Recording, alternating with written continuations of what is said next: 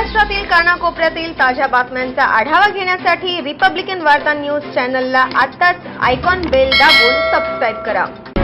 बहुजनांच्या परखड विचारांचे मंथन. रिपब्लिकन वार्ता.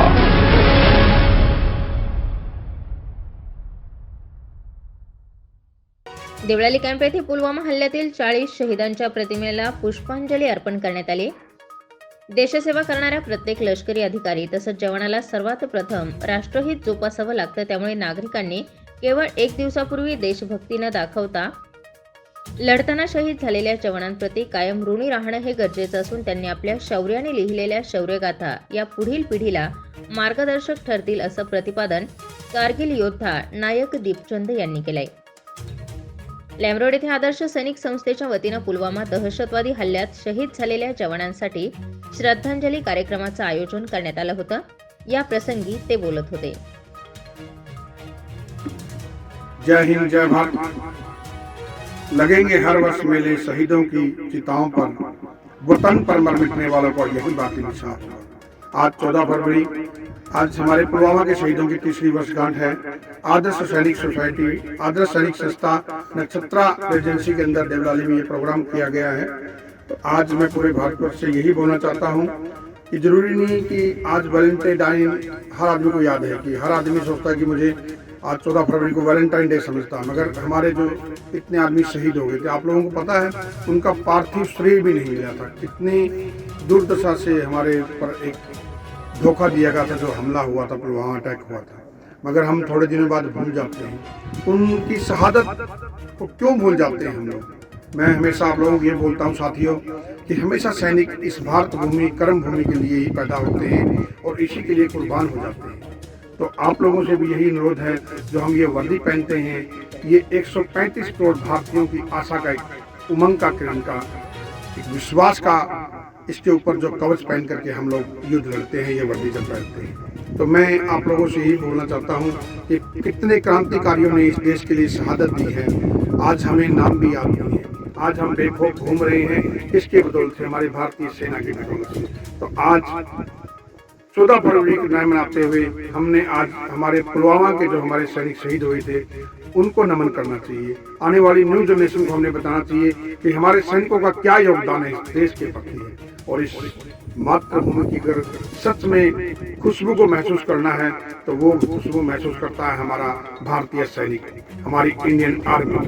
तो आप लोगों को वर्दी नहीं पहन सकते हैं तो कम से कम हमारे उन सैनिकों को तो नमन करिए, उन सैनिकों को सलूट करिए जो आज सरहदों के ऊपर निस्वार्थ देश की सेवा कर रहे हैं. और मैं आपको एक बात बताना चाहता हूं कि हमेशा सारथी बनने की कोशिश करिए. एक सैनिक की तरह स्वार्थी मत बनिए. सारथी जिस दिन बन जाओगे आपकी गाड़ी अपरंपार हो जाएगी, आपको कोई भी चीज की कमी नहीं रहेगी. इस तरह हम सैनिक देखो हमेशा हंसते खेलते मुस्कुराते रहते हैं. क्यों? क्योंकि हमने इस मातृभूमि को प्यार है और सब कुछ इसी के लिए, इसी में पैदा हुए थे, इसी के लिए कुछ न कुछ करके जाना है. कभी भी किसी का घमंड मत करो. जिस दिन घमंड करोगे रावण का भी घमंड टूट गया था. तो इसीलिए मैं आपको आज ये बताना चाहता हूँ कि जितना भी हो सकता है हमारे इन शूरवीरों को नमन करिए.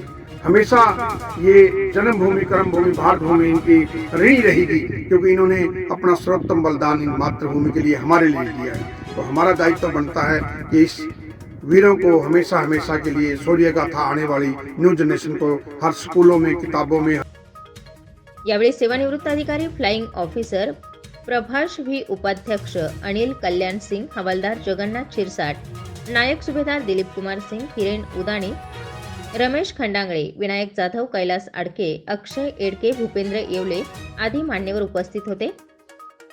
यावेळी मिसेस इंटरनॅशनल सौंदर्यवती शिल्पी अवस्थी यांनी शहीदांचं स्मरण करत राहणं हे आपल्या सर्वांचं उद्दिष्ट असून हेच खरं देशाचे हिरो असून त्यांच्या बलिदानामुळे देश सुरक्षित असल्याचं सांगितलंय.